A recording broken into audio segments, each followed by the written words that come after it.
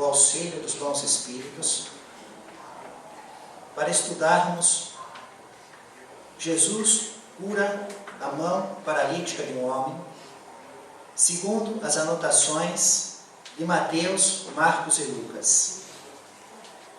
Partindo dali, num outro dia de sábado, Jesus entrou outra vez na sinagoga e começou a ensinar.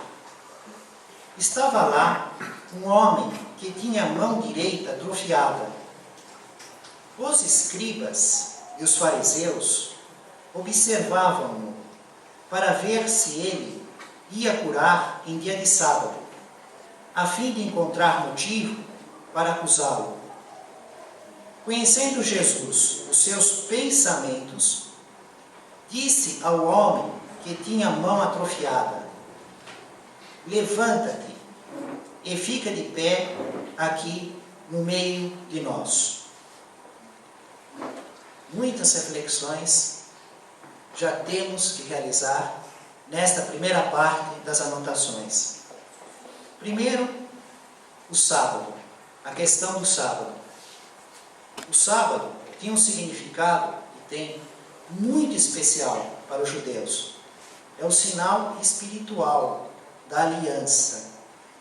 O sinal material forte é a circuncisão. E o sinal espiritual forte é o sábado. Santificar o dia de sábado.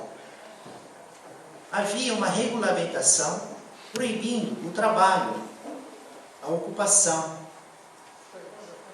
Então, aquele povo que era acostumado desde o tempo da escravidão, o povo hebreu escravo do faraó do Egito, que trabalhava do berço ao túmulo, de sol a sol, recebeu de Moisés a ordem do descanso para os servos, os animais, os escravos, a observação de descansar no sábado com o objetivo de ter um recolhimento especial e se dedicar ao Criador. Então esta que era a necessidade de regulamentar o descanso para obrigar, ser compatível com a santificação no dia de sábado. Porém, a interpretação e os usos e costumes, de certo modo, tiraram do foco esta essência. De tal modo que nos dias atuais, alguns anos atrás, estando em Jerusalém, com 3 elevadores no lobby do hotel, 2 elevadores para aqueles que observam o mandamento, observam o repouso do sábado, funcionando do seguinte modo: parando de andar em andar e tocando um alarme sonoro. Porque é considerado trabalho apertar o botão do elevador. Então, para os judeus que observam o descanso do sábado, elevador na época do Cristo, elevador na época de Moisés, trabalho, estamos falando dos tempos atuais e ao mesmo tempo daqueles tempos. Para aqueles que observam, tinha um elevador, ficava tranquilo em frente, sem fazer trabalho, ele parado no teto, abre a porta, você entra. Ele fecha a porta. Se você está no 5º andar do prédio, você tem que esperar ele chegar no 5º. Ele vai parar no 1º, no 2º, no 3º, no 4º, até chegar lá no 5º, aí você desce. Se você sair do 4º, chegar no 7º andar, espera lá. Ele está subindo e descendo o tempo inteiro, parando de andar em andar, abrindo e fechando a porta, dando um tempo para entrar e para sair. Para aqueles que observam. Para os turistas que não observam, tem um outro elevador, no 3 tinha um, que a gente podia apertar o botão. Entrava no elevador e já apertava 7, 8, tal. Tranquilo, dentro desse contexto. Então, o sábado era visto assim com muita seriedade. No conjunto de ensinamentos da Torá, os 613 mandamentos, a observação do trabalho de sábado era rigorosíssima. Era uma ofensa muito grave, era uma falta muito grave. E cura é considerado trabalho. Curar é considerado trabalho. Por isso que o clima, o drama está montado. Porque Jesus realizava curas de sábado. E os judeus, principalmente fariseus, escribas, rigorosos observadores da lei, ficavam profundamente indignados com esta circunstância. E ele diz no texto que os escribas e os fariseus observavam-no. Eles não falavam nada, eles estavam observando, todo mundo pensando. E Jesus via o pensamento deles. Mas eles foram lá para realizar uma comunhão íntima com o Criador, ou para observar se Jesus ia ou não realizar uma cura no sábado, em virtude de ter um homem com uma mão atrofiada, seca, paralítica, na sinagoga, presente na reunião. O segundo aspecto é a circunstância da sinagoga, que quer dizer, a assembleia precisa de um quórum de 10 pessoas para ser instalada. A quantidade das sinagogas era muito grande na época de Jesus. Alguns rabinos dizem que em Jerusalém tinha 480 sinagogas. 480 sinagogas em Jerusalém. Pensamos que as 3 grandes festas, Páscoa, Tabernáculos e Pentecostes, todos os homens judeus, para observar os mandamentos, iam para Jerusalém, para o templo, participar das festas, oferecer os animais a sacrifícios. Então, toda essa circunstância de tão grande presença, tão forte de sinagogas, não exatamente o número 480, mas que era uma quantidade numerosa de sinagogas na época de Jesus. Isso encontramos a confirmação no livro Paulo e Estevão, na psicografia de Chico Xavier, do Espírito Emmanuel. Inclusive dentro do templo, 150 fora da Palestina, 150 sinagogas fora da Palestina, onde tinham judeus, tinha que ter uma sinagoga que era o mais importante local da aldeia, da cidade, da comunidade, onde havia vida religiosa e misturada com a civil. Começava por sinagoga, ligação com Deus. Havia um tanque com água na entrada para abluções e purificações.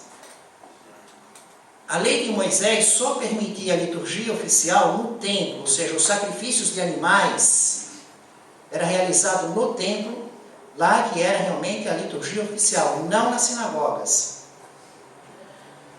A origem da sinagoga está relacionada com o exílio da Babilônia, quando o rei Nabucodonosor, da Babilônia, destruiu o primeiro templo, o templo de Salomão, e levou o povo hebreu, os judeus, cativos para a Babilônia. Depois, quando foram libertados pelos persas, aí eles foram reconstruir os templos, o segundo templo, e depois fizeram o terceiro templo, o templo de Herodes o Grande, e em virtude desse exílio é que eles criaram então um ambiente para estudar a lei, terem uma comunhão com Deus, e aí começou a surgir em grande escala as sinagogas. Uma sala geralmente retangular, com os assistentes voltados em direção ao templo de Jerusalém. Então, para alocar a sinagoga, os assistentes ficariam voltados na direção do templo de Jerusalém, dividida em naves por colunas com tribunas elevadas para as mulheres, salas para aulas de doutrina judaica e albergar peregrinos. No interior havia um armário sagrado onde eram guardados os rolos da Sagrada Escritura, protegida por um véu espesso. E agora, uma parte que muito nos interessa, nesta vista rápida que estamos fazendo de sinagogas. Tinha um púlpito, algo assim, depois a cadeira de Moisés, uma cadeira, e as pessoas todas ficavam sentadas ou no chão em esteiras, ou nos bancos nas laterais. Então, a lei era lida de pé por respeito à lei, por ser sagrada. A Torá, ou os profetas, um trecho da lei era lida, era traduzida, porque a lei estava escrita em hebraico, bíblico, da época de Moisés, e os judeus daquela época de Jesus falavam aramaico, então era necessário fazer uma tradução para que eles entendessem o conteúdo do texto. Bom, aí, sentado na cadeira de Moisés, a pessoa fazia os seus comentários. E todas as pessoas presentes na sinagoga estavam sentadas para entendermos o que estava acontecendo. Então, Jesus estava sentado numa cadeira e as pessoas sentadas nos bancos, nas laterais ou no chão, nas esteiras. Inclusive o homem com a mão atrofiada. Todo mundo sentado. E o início era uma recitação de um trecho com a palavra Shema, S-H-E-M-A. Ouve, ó Israel, o Senhor é único. O Senhor é o nosso Deus, é único. E a sequência, o maior mandamento. Bom, vamos voltar para o nosso texto. Então estamos num sábado, o dia especial para se ligar com o Criador na sinagoga. Jesus está com a palavra e os escribas e fariseus estão observando que tem um homem com a mão atrofiada e Jesus observa o pensamento deles e manda o homem se levantar. E só esse homem fica de pé. Um detalhe muito interessante em termos de símbolo adotado no Evangelho. Qual é a mão que está doente? Atrofiada, paralítica, seca, conforme... Eu li aqui, né? A direita, né? E isso é um detalhe interessante, porque na simbologia do Evangelho foi colocado que o lado direito é bom e o lado esquerdo é mau. Sabemos que todos os lados pertencem ao único Deus, assim como todos os animais. É tudo criação do mesmo Criador. Porém, numa convenção, numa simbologia, vamos observar Jesus dizendo a respeito do juízo que ia separar o bem do mal, as ovelhas dos cabritos, a direita da esquerda. O lado direito fica quem faz o bem, o lado esquerdo fica quem fez o mal. Então, foi uma simbologia, e vamos observar isso nos ensinos, nas passagens, quando ele diz assim, que a vossa mão esquerda não veja o que faz a sua mão direita, o bem que você faz, quer dizer, o seu lado mal, porque nós temos o lado bom e o lado mal. Então, se o nosso lado bom está fazendo algo, se o nosso lado mal, o orgulho, começa a olhar, em vez daquilo ser por caridade, né, passa a ser um ato por orgulho. E aqui, o que está atrofiado é o que é a mão direita. Ou seja, a pessoa não está fazendo o trabalho. Né? Ela não está trabalhando. O lado bom dela não está trabalhando. Para pensar em casa, né? Meu lado bom está trabalhando? Se a resposta for sim, então minha mão está sadia. Se a resposta for não, mesmo a mão estando muito bem, fisicamente, simbolicamente, na linguagem do Evangelho, a pessoa está com a mão doente, atrofiada, paralítica, seca. Então o homem se levantou e ficou de pé. E para que o acusassem, perguntaram quem queria acusá-lo. Os escribas e os fariseus. A coisa saiu do pensamento e começou a ficar ostensivo. O homem estava sentado, Jesus mandou ele se levantar. E Jesus estava lendo o pensamento deles. Aí eles aproveitaram, né? Jesus não falou nada, só pediu para ele se levantar. Os fariseus e os escribas aproveitaram e já agora deram voz na coisa. Lhe perguntaram para ter o que acusá-lo. É lícito curar aos sábados? Uma pergunta extraordinariamente delicada pelo modo de pensar dos judeus dentro da sinagoga, pelo que ensinavam os escribas, os doutores da lei. Respondeu-lhe Jesus: eu vos pergunto, se é permitido fazer o bem ou o mal, salvar ou tirar a vida? Pode curar de sábado? E Jesus respondeu: pode fazer o bem ou o mal? Pode salvar ou tirar a vida? Quem haverá dentre vós, tendo uma ovelha e caindo ela numa cova em dia de sábado, não vai apanhá-la e tirá-la dali? Ora, um homem vale muito mais do que uma ovelha. Portanto, é lícito fazer o bem aos sábados. Eles, porém, ficaram calados. Jesus, repassando sobre eles, um olhar de indignação e, entristecido pela dureza dos seus corações, disse ao homem: estende a tua mão. Quer dizer, o homem que estava de pé, todo mundo vendo, aí foi solicitado para ele estender a mão. Ele a estendeu e ela ficou sã, como a outra. A circunstância, então, caminhou por algo assim, muito óbvio, que se eles, por uma circunstância muito menor, que era uma questão de uma ovelha, eles não observavam a lei, se a ovelha caía na cova, aí eles iam, laçavam, puxavam, não iam querer perder o animal de jeito nenhum, por causa que era o interesse particular deles, né? Então, todo mundo ficado num clima envergonhado, todos nós realmente, para atender os nossos interesses, o que gostamos, o que faz falta, o que é importante para nós deixamos o sábado um pouco suspense e vamos lá, né? Realizar realmente aquele bem, fazer aquela caridade.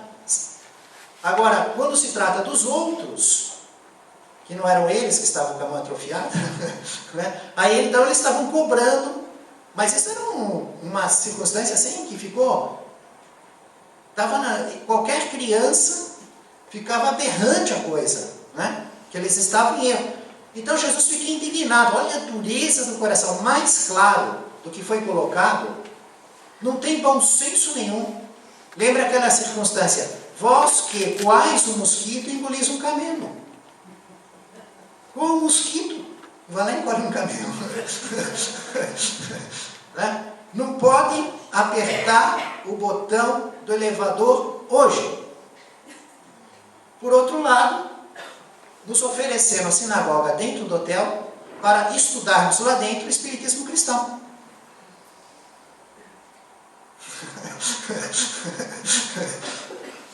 Estudamos, fizemos nossa reunião, nossas preces, inteiramente à vontade, apenas coincidente que alguém não sabia que aquela era a cadeira de Moisés, foi lá sentar. Só não podia sentar na cadeira de Moisés, né? A pessoa foi lá sentando, não sabia, que cadeira bonita que tem nessa sala. Tira a foto de mim aqui, aí deu um problema. Mas exceto essa circunstância, né? Se tivesse antes estudado aqui os detalhes e depois de fazer a reunião espírita dentro da sinagoga do hotel. Bom, o Espírito Emmanuel nos traz uma circunstância muito interessante no livro Fonte Viva a respeito de mãos estendidas. Porque o homem ficou de pé e Jesus disse, estende a mão. Aí ele estendeu a mão. Então foi dado assim uma visibilidade notável, né? Só ele de pé, todo mundo sentado, primeiro com as mãos baixas, depois com a mão estendida, a mão seca. E Emmanuel diz assim que, de certo modo, todos nós estamos nessa condição, né? Nós estamos com o nosso lado bom de realizar trabalho, defeituoso de algum modo em alguma coisa. Em alguma parte, nós estamos doentes, atrofiados, paralíticos. Não fazemos o que tinha que fazer com o nosso lado bom. Temos a nossa mão doente e Jesus nos manda ficar de pé, estender a mão e estamos clamando pela cura que Ele pode nos oferecer. Então Emmanuel faz essa comparação e diz assim, não seremos todos nós encarnados e desencarnados? Está vendo, senhores espíritos que estão estudando conosco? Para vocês também. Emmanuel fala para os dois, né? Que algo rogamos a providência divina, semelhantes ao homem que trazia a mão seca, presos ao labirinto criado por nós mesmos, eis-nos a reclamar o auxílio divino do Mestre. Agora vejam que brilhante comentário de Emmanuel, que observação da riqueza do detalhe.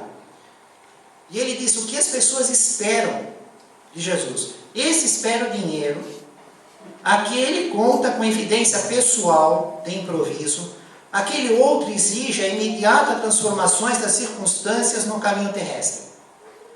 Observando então, as pessoas se reunindo e buscando Jesus, buscam soluções financeiras, fama, que certas coisas mudem para ficar confortável, Jesus determina que ele estenda a mão mirrada e estendida essa, não lhe confere bolsas de ouro nem fichas de privilégio.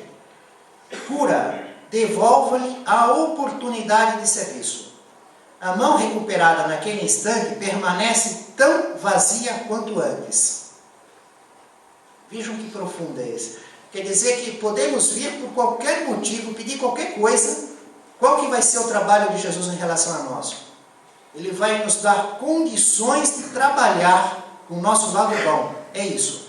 Ele não pôs nada lá dentro. Ele não pôs uma nota de dinheiro, não pôs nada. Né? Ele não deu nada material para a mão.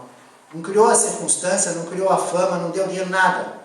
Mas ele curou o que estava atrofiado no lado bom, para a pessoa poder trabalhar. Essa é a observação que Emmanuel faz. Quando estenderes tuas mãos ao Senhor, não espere facilidades ou prerrogativas.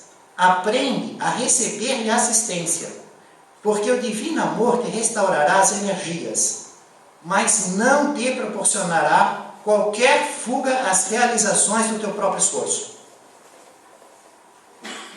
E não te dispensa da parte que lhe cabe. Então os fariseus encheram-se de raiva, saíram da sinagoga e imediatamente se reuniram em conselho com os herodianos e começaram a discutir sobre o que poderiam fazer contra Jesus, com o objetivo de destruí-lo.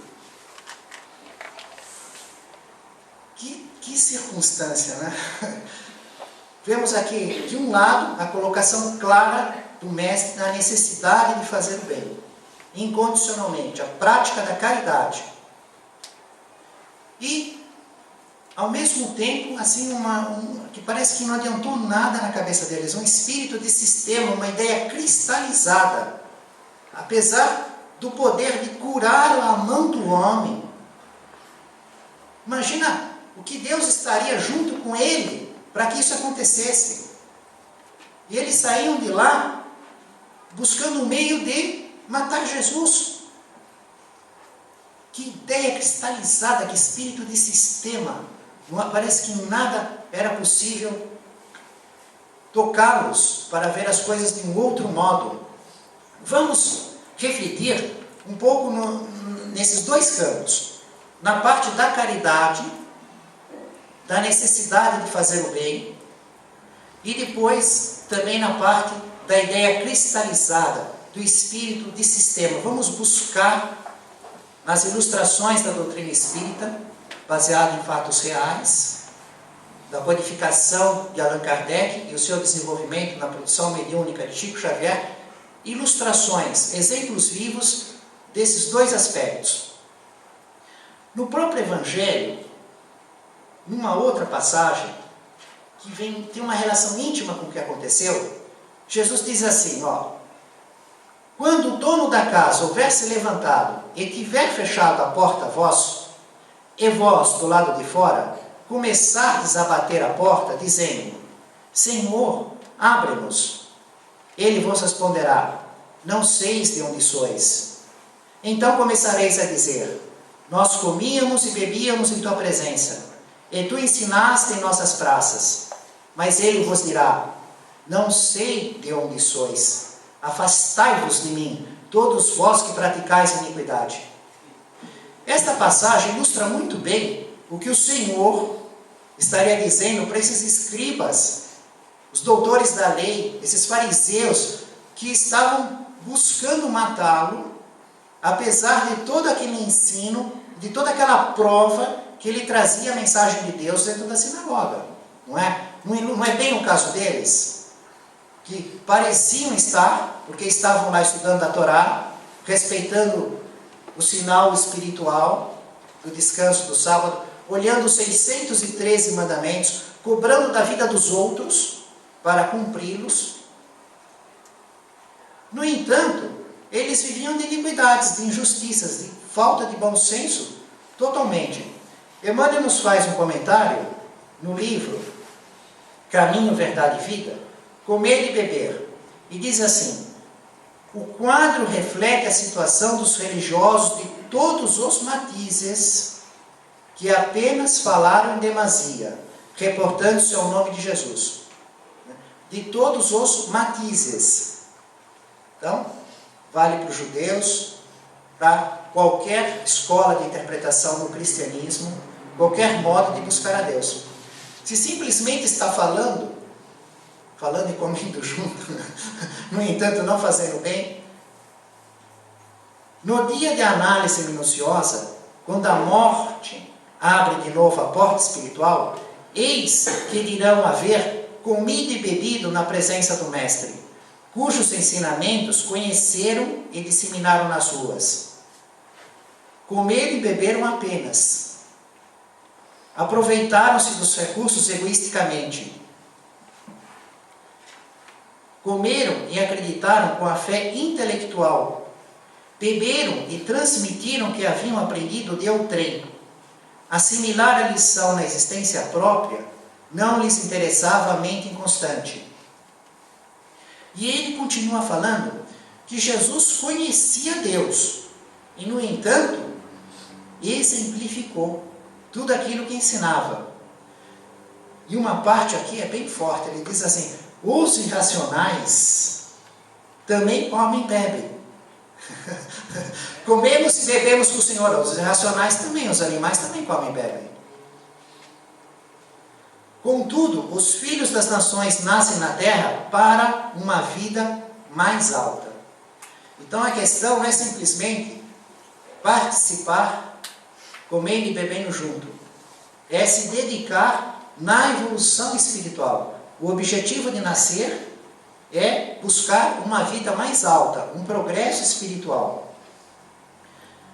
Na questão da caridade, nós vamos ilustrar com um conto que existe no plano espiritual. Está no livro Contos e Apólogos, capítulo 13, do Espírito Irmão X, na psicografia de Chico Xavier. Ou também no livro No Roteiro de Jesus, o capítulo 43, Louvores Recusados, com este nome.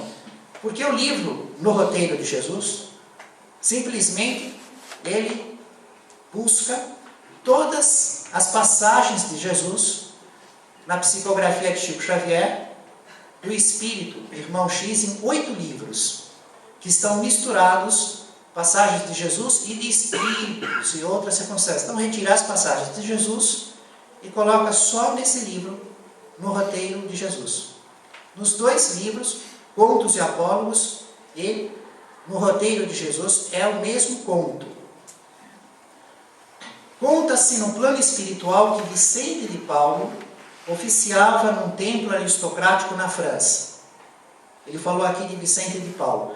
Então, antes, vamos lembrar a participação desse espírito, enquanto esteve como homem e como esteve como espírito. Como espírito, ele trabalha na codificação espírita de Allan Kardec. No livro dos Espíritos, ele assina nos princípios básicos, nos prolegômenos, né? Aquele nome difícil que tem lá. Ele é um dos espíritos que assina, Vicente de Paulo. E é uma circunstância muito interessante no livro dos Espíritos, que é a questão 888 e 888A.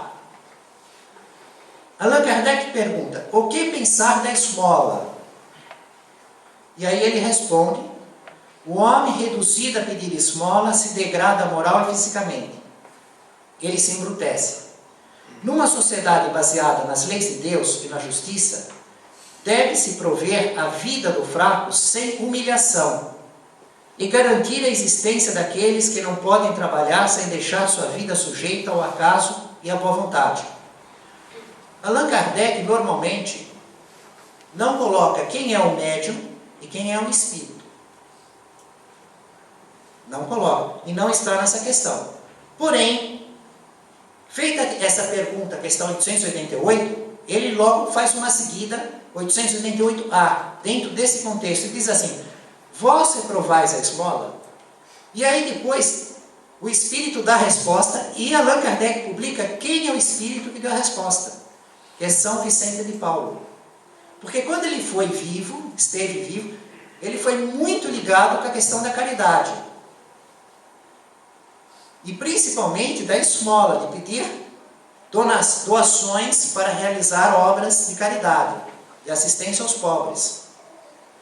Então é muito interessante porque quase o livro inteiro tem muitos poucos casos em que ele cita quem é o Espírito que está respondendo. Um dos casos é esse, né? E é bem em relação com a vida que São Vicente de Paulo tinha quando estava encarnado. E ele diz assim: vós reprovais a esmola? Deu para perceber que ele não estava reprovando a esmola, né? Mas ele estava falando do jeito que ela é dada e da sociedade em fazer algo para que a pessoa não tenha humilhação de ser o único recurso. E é dentro desse contexto que ele vai responder. A verdadeira caridade é sempre boa e benevolente, tanto no ato quanto na forma. Inclusive ele cita que Jesus ensinou que a mão esquerda não saiba o que faz a direita, ensinando a não ofuscar a caridade com orgulho. Nunca vos esqueçais de que o espírito, seja qual for seu grau de adiantamento, sua situação como reencarnado ou no mundo espiritual, está sempre colocado entre um superior que o guia e o aperfeiçoa e um inferior diante do qual tem esses mesmos deveres a cumprir. Em vez de desprezar a ignorância e o vício, instruí-os e moralizai-os. Sede doces e benevolentes para todos os que são inferiores. Sede doces e benevolentes, mesmo em relação aos seres mais insignificantes da criação, e tereis obedecido às leis de Deus.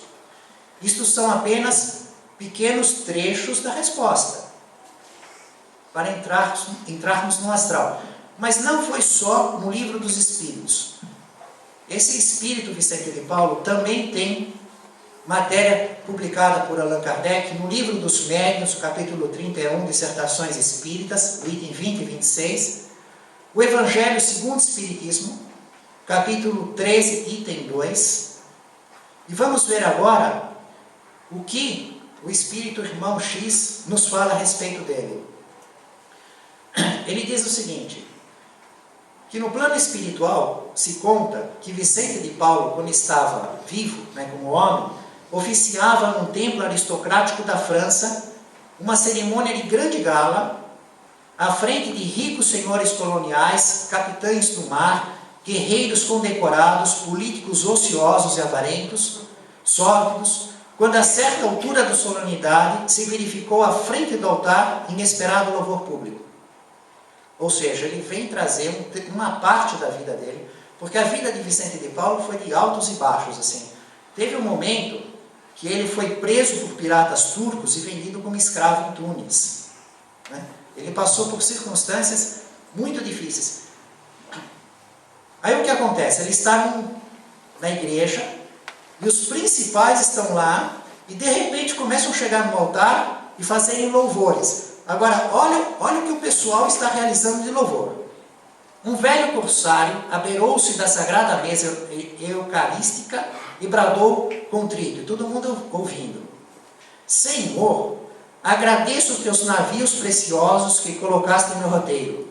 Meus negócios estão prósperos, graças a ti que me designaste boa presa. Não permitas, ó Senhor, que teu servo fiel se perca de miséria. Dar-te-ei valiosos dízimos. Erguerei uma igreja nova em tua honra e toma os presentes por testemunhas do meu voto espontâneo. E Vicente de Paulo vendo, e todo mundo vendo, e ele estimulando outros a fazer doação. Uma senhora chegou lá e disse assim: Divino Salvador, meus campos da colônia distante, com o teu auxílio, estão agora produzindo satisfatoriamente. Agradeço os negros, sadios e submissos que me mandaste, e em sinal de minha sincera contrição, cederei à tua igreja boa parte dos meus rendimentos.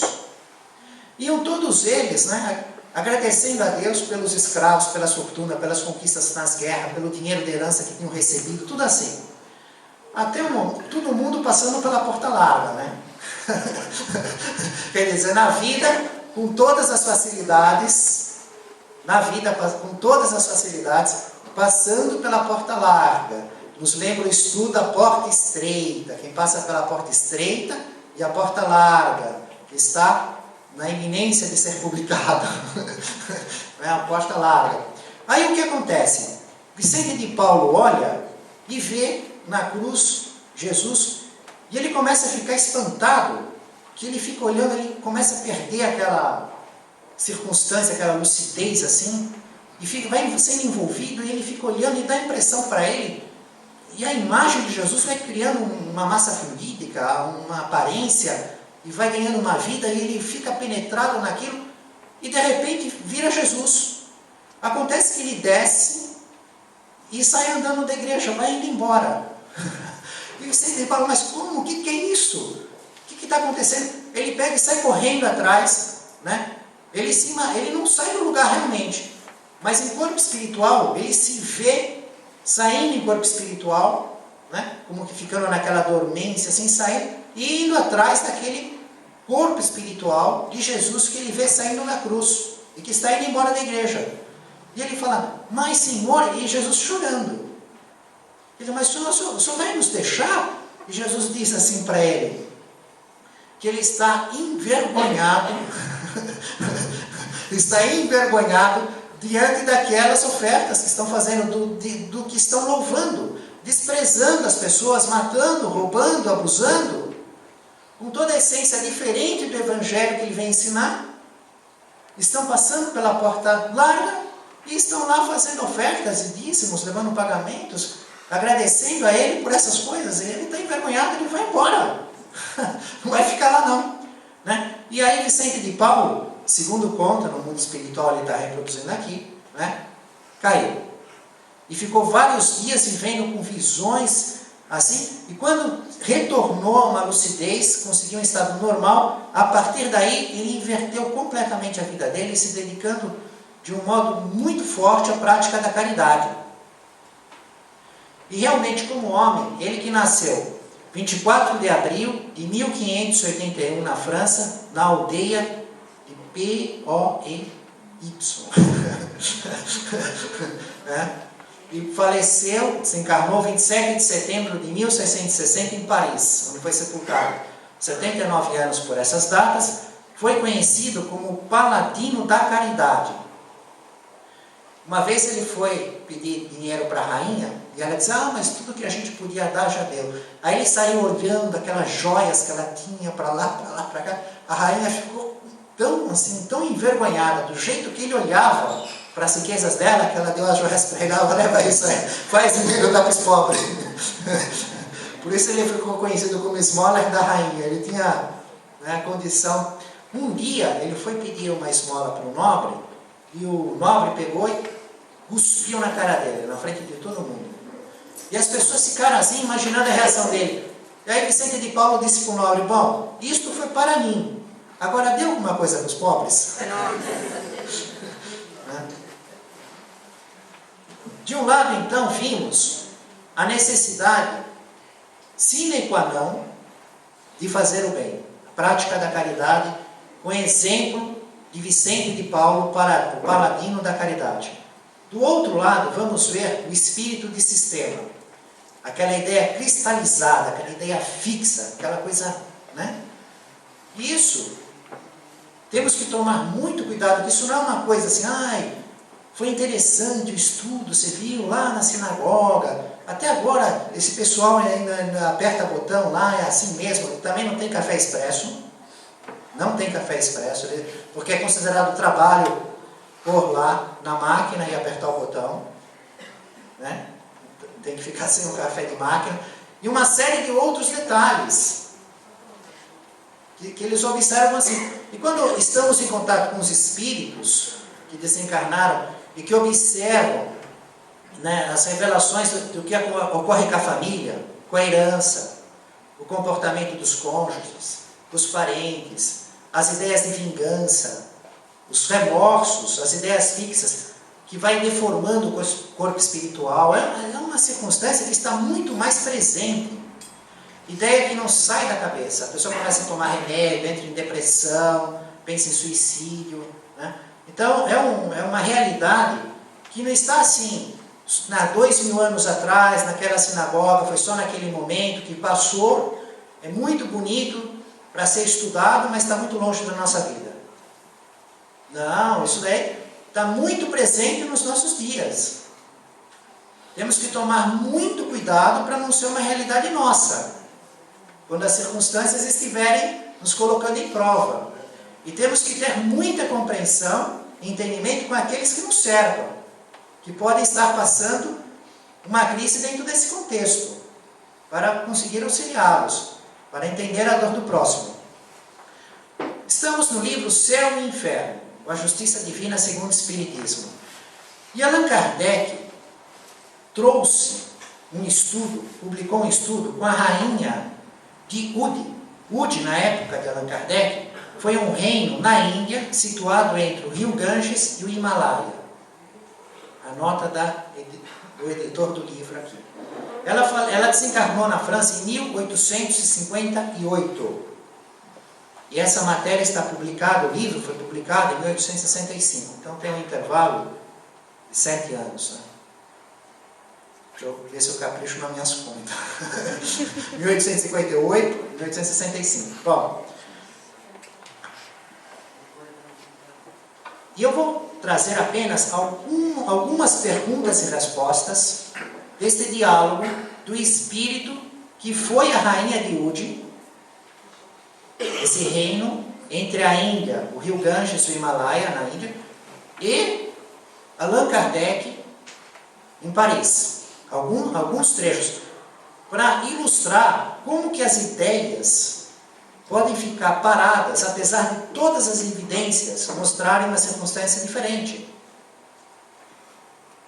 Que vemos na nossa vida mesmo, às vezes tem certas coisas que acontecem, a pessoa não muda o jeito de pensar. Ela não, parece que não consegue cair a ficha nunca. Continua pensando do mesmo jeito, sofrendo as mesmas desilusões. Né? Bom, o caso dela. Quais as vossas sensações ao deixardes o mundo terrestre? Pergunta Allan Kardec. Ainda perturbada, torna-se-me impossível explicá-las. Sois feliz? Tenho saudades da vida. Não sei, experimento a acerba dor da qual a vida me libertaria. Quisera que o corpo se levantasse do túmulo. Então ela se mostra um pouco perturbada ainda, né? Há X anos, a publicação está 7 anos depois. A perturbação espiritual é um fenômeno que ele explica no livro Céu e Inferno, que explica como ocorre o passamento, a separação do corpo espiritual do corpo carnal, em diversas circunstâncias. Então, ela fala de algo que nos chama muita atenção, porque é muito comum. O espírito desencarnando, ele quer levantar o cadáver. Né? Quisera que o corpo se levantasse do túmulo. E ele luta. E é um desgaste, assim, muito, muito triste, porque o corpo entra em decomposição. Está sendo ruído pelo cérebro. Então, se ele tem um apego muito forte àquela vida material, ele só se vê no corpo, é muito sofrimento, é o choro e ranger de dentes, por quem passou na porta larga, como está no ensino que Jesus realizou. A porta estreita, quem passar pela porta larga, haverá choro e ranger de dentes. Né? E ela imaginava que se ela levantasse aquele corpo, ela voltaria a ser rainha. Mas isso não é impossível. O corpo entra em decomposição. Aí Allan Kardec pergunta: lamentais o de ter sido sepultada entre cristãos e não no vosso país? Porque ela foi sepultada na França. Sim, a terra indiana me pesaria menos no corpo. Que pensais das honras fúnebres prestadas aos vossos despojos? Não foram grande coisa, pois eu era rainha e nem todos se curvavam ante mim. Deixai-me, forçam-me a falar, quando não quero que saibais o que ora sou. Asseguro-vos que eu era rainha. Mais um pouco para frente, ela fala para Allan Kardec: meu sangue não pode misturar-se com o sangue do povo.